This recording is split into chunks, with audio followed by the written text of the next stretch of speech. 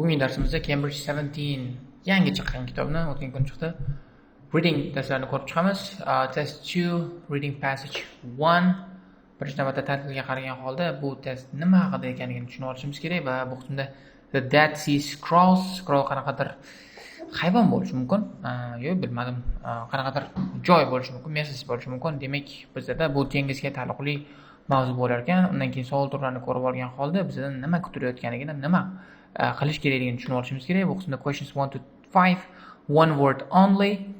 Xo'p, demak faqatgina bitta so'z yozishimiz kerak va bu qismda summary completion, the Dead Sea Scrolls, discovery, the scrolls ko'rib chiqarganmiz va savollarga javoblarni berishga harakat qilarkanmiz. Va bu savol turlarida o'z bilganingizdek faqatgina savollarni o'qish, keywordlarni analiz qilish va tekstga qaytgan holda javoblarni topish mumkin.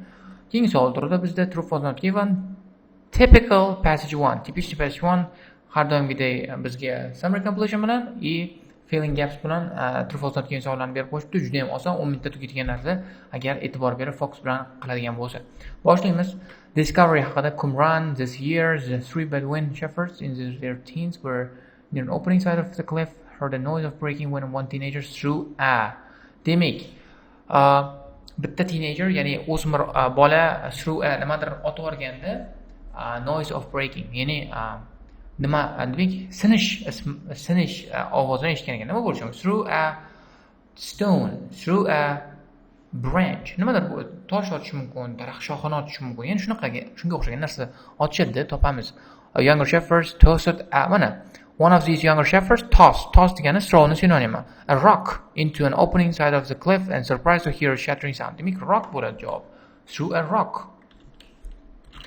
Qoya rock naqa anoda qisqasi. O'sha narsani otgan ekan. Rock tosh parchasi. A teenager went into the and found a number of containers made of something. Demak, bu qismda teenagerlar nimaga kirish mumkin? G'orga kirish mumkin. G'or nima edi? Ishir nima edi g'or? Cave bo'lishi mumkin. Mana cave. Went to the cave and found a number of containers made of nimadan? Qanaqadir material, made of wood, made of porcelain, chinna, made of something, ya'ni qanaqadir glass, qanaqadir nima bo'lishi kerak, material bo'lishi kerak. Topamiz. Stumbled entered a collection of large clay jars. Later entered the cave. Mana bu qismda he and his companions, u va uni yo'ldoshlari entered the cave. Enter kirmoq, went into synonym cave bo'ladi javob. Cave and found a number of containers made of mana large clay jars. Jar degani o'sha idish, container synonym va clay u loydan yasalgan. Clay bo'ladi javob. Clay. Bo'ldi, keyingi o'tib ketamiz. Xo'p, scrolls date from between this and this thought to have been written by group of people known as the demak o'qishda ular o'ylanadiki, ular yozilgan odamlar guruhi tomonidan va u odamlar nima deb ataladi? Known as bad people, known as good people. Ismda o'qishda. Teenagers took the 7 scrolls to nearby town where they were sold for a small amount of local antique dealer. Word of the find spread, and Bedouin archaeologists eventually unearthed tens of thousands of additional scroll fragments from 10 nearby caves. Together they make up between manuscripts. It soon became clear that this was one of the greatest archaeological discoveries ever made. Interesting. Good. The origin of this, which were written around between this is mana bu qismda origin berilgan ekan. Still subject of scholar tushunarli. According to prevailing history, their work of a population inhabited the area until Roman troops dispersed the settlement. There are known as Judea at the time. People are thought to have been belonging to a group called Essenes, a devout Jewish sect. Demak, majority of texts, some of the fragments written ancient version of the alphabet thought to have fallen. Tushunarli. Demak, javob written by a group of people belonging to a group of called Essenes. Tushunarli javob Essenes bo'ladi. Essenes. Bo'ldi. Keyingiga o'tib ketamiz, chunki bu javobni topdik. Juda ham oson. Demak, 4 minutda 4 ta savolga javob topaman. Written mainly in the language. Qanaqa languageda yozilgan? U ko'rdik buni ham. Text in the DC scrolls written in ancient version of the alphabet thought to have fallen into use. Other languages as well. Some scrolls are in Aramaic, language spoken by many inhabitants of the region from the 6th century. Several text translations of the Hebrew Bible into Greek. Mainly. Javob mainly. Majority mana bu qismda majority of the text demak ko'pchilik qismi on the Dead Sea Scrolls are in Hebrew. Demak yahudiy tilda yozilgan. Hebrew language bo'ladi. In the Hebrew language. Bo'ldi, tamom. Keyingiga o'tib ketamiz. Oson bo'ldi bu. Xo'p, keyingi savol turida bizda true false keyin savollari bor. True false keyin savollar boshladik. The Bedouin teenagers who found the scrolls were disappointed by how little money they received from it. Buni o'qidik. Money haqida o'qidik. Mana. The teenagers took the 7 scrolls to a nearby town where they were sold for a small sum to a local antique dealers. Demak, o'qishda disappointment haqida ma'lumot yo'qligi sababli not given qilamiz. Ma'lumot yo'q disappointment haqida. Shuning uchun not given tinchgina. There is agreement among academics about the origin of the debt agreement. Otta agreement haqida ma'lumot bu yoqda ko'rgandik. Mana, written and the subject of scholarly debate even today. Mana, debate, hozir ham debate qilishar ekan, hozir ham bahs qilishar ekan. Demak, bu qismda agreement yo'q deymiz, false yozamiz. False. Keyingi o'tamiz.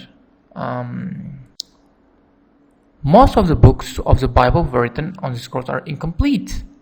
Hope most of the books of the Bible kitoblari yozilganlari incomplete, to'liq emas. Fragments of every book on the Old Testament of the Bible except for the book of Esther. The only book preserved among manuscripts is Isaiah, his copy is Tahlil. Tushunarli to'g'ri. Mana, include fragments from every book. Demak, bittagina kitob to'liq berilgan, qolganlar hammasi fry bo'lgan. Demak, ular to'liq emas. Bu true bo'ladi javob. True. If the information on the copper scroll is written in an unusual way. Copper scroll unusual way yozilgan. Qanday copper scroll? Known as copper scroll. The only exception was scroll numbered was a combination of copper and tin. Written in an unusual way. Tushunarli. Writing on the Dead Sea Scrolls is mostly in black and occasionally red ink. Tushunarli. And scrolls themselves are nearly all made of their parchment or an early form of paper called papyrus. Tushunarli. Clear document features letters chiseled onto metal. Perhaps some have theorized to better withstand the passage of time. One of the most intriguing manuscripts from Qumran is an ancient treasure map that lists dozens of gold and silver cages. There are underground hiding places that suppose contain riches buried for safekeeping. Tushunarli. Demak, to'g'ri, copper scrollda berilgan information not unusual way. Demak, noodatiy tilda yozilgan, chunki ko'pchiligi animal skin, ya'ni hayvon terisi yoki papirusga yozilgan bo'lsa, bu metalldan unaqa qilib yozilgan ekan. Metallga yozib qo'yilgan ekan. Demak, bu javob true. Keyingi o'tamiz. Xo'p, Mar Samuel was given some of the scrolls as a gift. Mar Samuelga berishgan ekan gift sifatida. Mar Samuel mana acquired 4 of the original 7 scrolls from Jerusalem showmaker and part at time paying less than 100 for them. He then traveled to the United States and offered them to universities including Yale. He placed an advertisement in the visitor paper. Tushunarli. Ota gift emas, chunki $100 kamga sotib olgan ekan, false bo'ladi. Chunki pul berilmaydi, gift bo'lsa, sovg'a bo'lsa pul berilmaydi, unga $100 berishibdi. Bergan ekan. In the early 50s, the number of educational establishments in the US were keen to buy scrolls from Mar Samuel. Demak, shunda 50-yillarda Mar Samueldan sotib olishga ana bo'lgan. Skonli bo'lgan, ya'ni prosta axotla bo'lgan ularga, qiziq bo'lgan ularga. Tushunarli. Unsuccessfully offered them. Tushunarli. Bu unsuccessfully offered them degani u muvaffaqiyatga erishmagan. Demak, ular qiziq bo'lmaganda, muvaffaqiyatga erishmagandan keyin ularga false bo'ladi. Qiziq bo'lmagan ularga bu Samuelni manuskriptlari bergan narsalari. The scroll that was pieced together in 17 contains information about annual occasions in Qumran area for 2,000 years ago. Research from restored and deciphered one of the translated scrolls. Scroll, Chinali, a band of code, found throughout inside the community of people who wrote it, they would have used.